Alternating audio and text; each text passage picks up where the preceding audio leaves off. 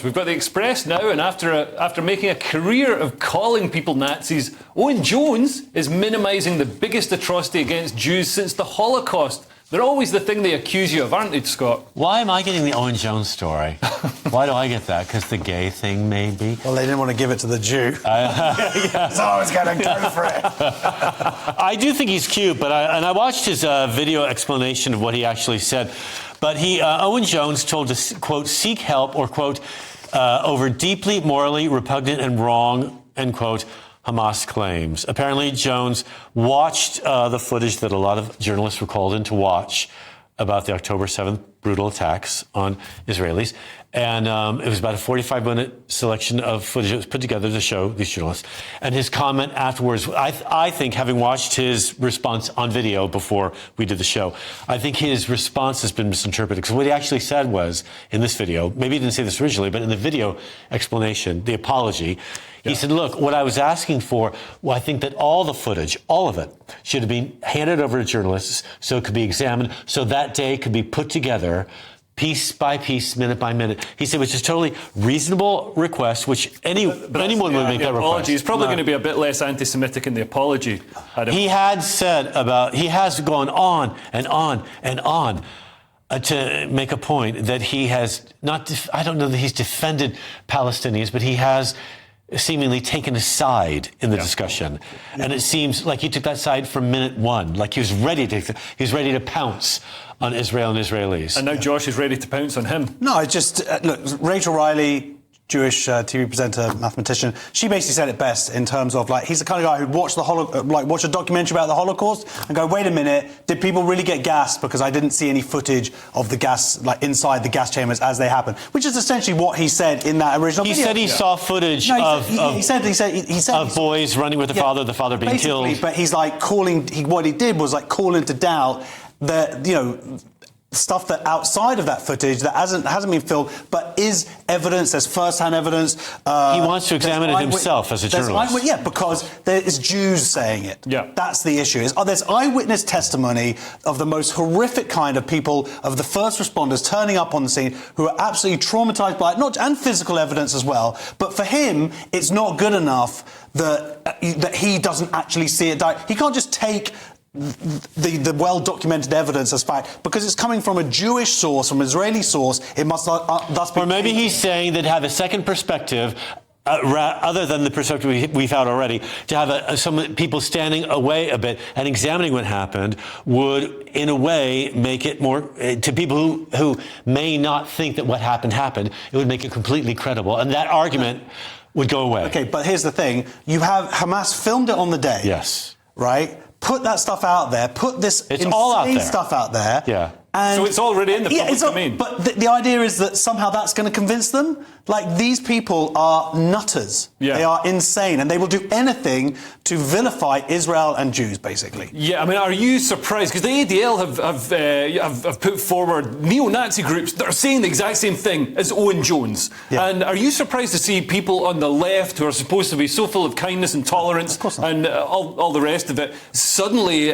basically aligned with hardcore neo-Nazis? Well, it's not suddenly. These are people I've been fighting now for coming up to 7 or 8 years. They are scum, they are evil, they're horseshoe theory, they have met around on the other side, the far left, the far right.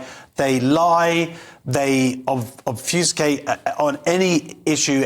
It's insane. And, you know, people out there were celebrating and protesting against Israel before Israel even responded. On October 7th, people are protesting October 8th and out there celebrating what happened to Israelis and whatnot. So someone like Owen comes along and, of course, you know, on one hand is like, but believe all women, unless they're Jewish women. Yeah. Suddenly they must be liars. I had a comedian tell me like a week after October 7th at a gig at the Comedy Museum, he said, yeah, a friend of mine told me that the Jews deserved it. He told me right before I went on. Oh. He said, I didn't say that, but he said, and by the way, do you want to play a gig I have? That's what he said to me. I said, I want you to leave the room. I want you to leave the club. That's insane. Why would you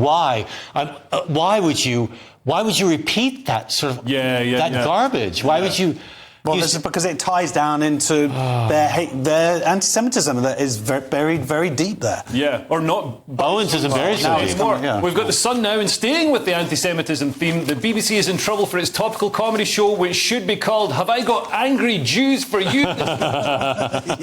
BBC slammed for making Guz Khan host of Have I Got News for You after comedian accused Israel of genocide. Now, Guz is someone who I have argued with online on Twitter about these very things. He's basically spent 7 weeks pushing forward essentially what I believe to be Hamas propaganda, the usual stuff about genocide, even though there's no genocide taking place, even though the Palestinian population have doubled in 20 years, terms like occupation, even though Israel left Gaza in 2005, and also just even as Jews were being murdered, even as babies were being murdered and children raped. I don't even want to say the stuff that is out there. He was out there retweeting essentially a mixture of whataboutery and victim blaming and whatnot.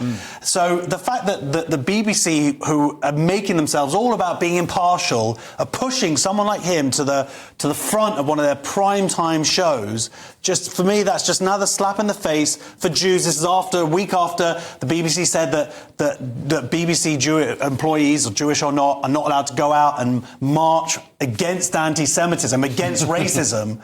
And, of course, on the back of the fact that the BBC has the BBC News has been despicable over the last month and a half in terms of the way that it's presented news that have led to real-life repercussions for Jewish people around the world. And someone like Guz, who has pushed this stuff, and looking through his tweets, he's still got these tweets up about how Israel bombed the hospital and whatever, and then it turns out it wasn't hospital, and then it wasn't Israel, and then it wasn't a hospital, it was a car park, and it wasn't 500 dead, it was 100 dead. Well, that night, people went out around the world and rioted, and synagogues were burnt down, and Guz has still got those kind of tweets up there. Yeah. So I think it's disgusting. You're not going on tour with them. I wonder how his act. I'm just thinking, I wonder how his act would do in Gaza. I mean, I think he seems to have some sort of brotherhood thing with these people that he seems to be defending, but really, I think his brotherhood is here in this country for a reason. Well, it should. And his act works in this country. Wouldn't it be great if more people thought like that and felt the number one affinity with Britain? I'm just speaking about that brotherhood. I believe he's from a Pakistani family, right? What has that necessarily got to do with him? That part of the world, a very complicated part of the world. A handful of tweets I've noticed from him over the years with Syria, Yemen, Sudan, the Uyghurs, like a handful. And we're talking about hundreds of thousands of Muslims who have been killed in those instances. Yeah. But here, he's on it all the time. And by the way, 1.7 million, they talk about ethnic cleansing, 1.7 million Afghans have been kicked out of Pakistan right now. Recently. Right now. Yeah. Is he tweeting about that? No. No, because it's not being done by Jews.